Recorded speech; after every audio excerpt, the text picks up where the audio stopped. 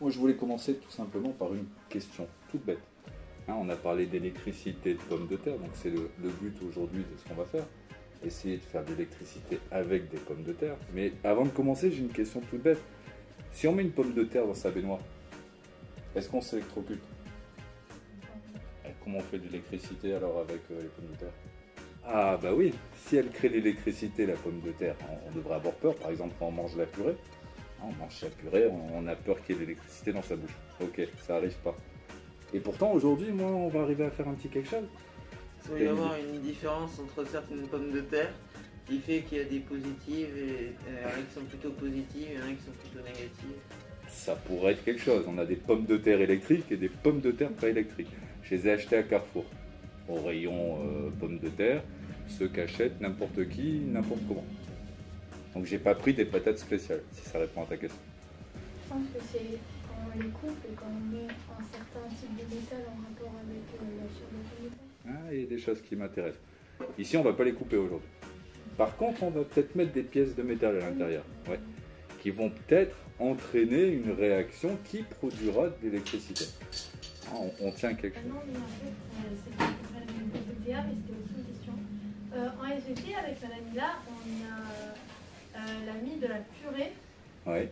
de la purée moussine dans un tube en U, et ça n'a pas eu de réaction, donc ça veut dire que ça peut pas être combiné avec du plastique. Ouais, d'accord. Et c'est pour ça que je reviens sur ce que disait la jeune fille. Le côté métal, hein, vous voyez un petit peu ce que j'ai sur ma table. Hein. Qu'est-ce que j'ai d'autre? J'ai des pièces en cuivre, hein, des petites pièces de 5 centimes. Ça doit être...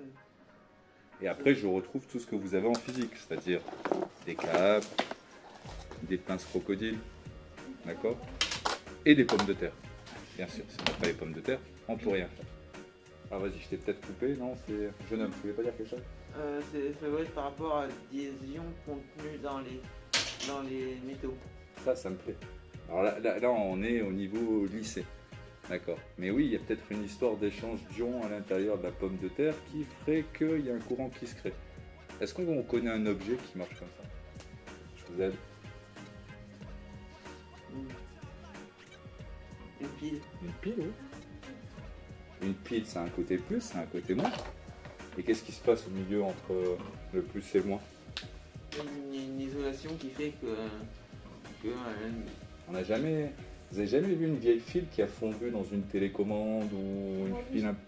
Ouais, qu'est-ce qui se passe? La pile, alors, on a l'impression qu'elle se liquéfie, qu'il y a du liquide à l'intérieur.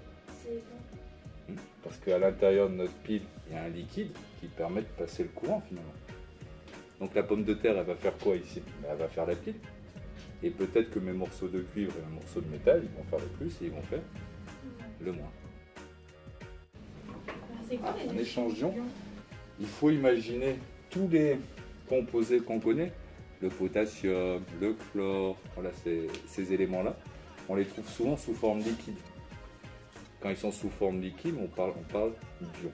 Donc quand tu prends par exemple une solution où tu as du chlorure de sodium, tu vas avoir des ions chlore et des ions sodium. Ils ne sont pas solides.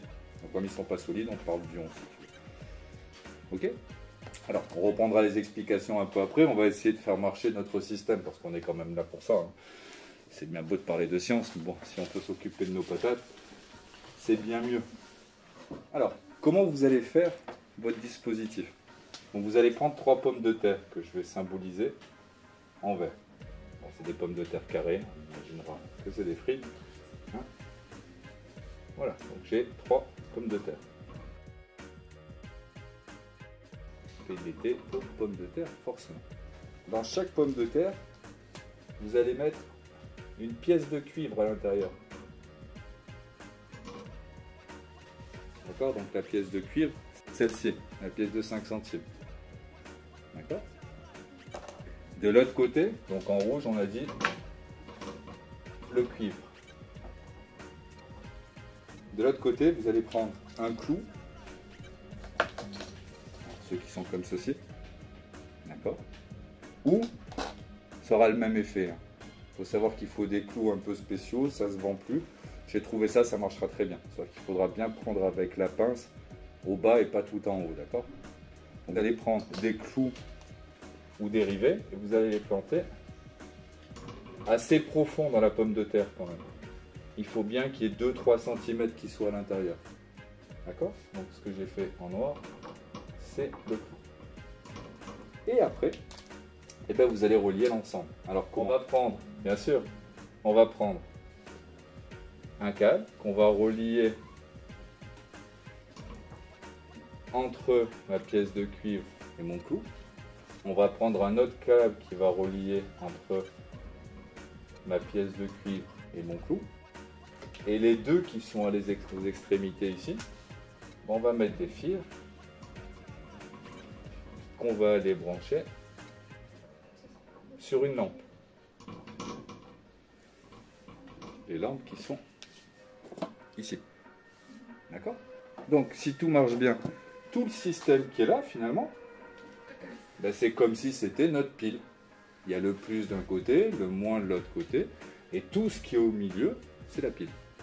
Donc de quoi j'ai besoin? Un câble, 2 câbles, 3 câbles, 4 câbles. D'accord? Donc 4 câbles. Combien de clous? 1, 2, 3. Combien de pièces de cuivre? 1, 2, 3. Qu'est-ce qui manque? Le cuivre, le clou, le câble, la patate, 3 pommes de terre. Et autre chose? Et voilà. On est bon? Allez,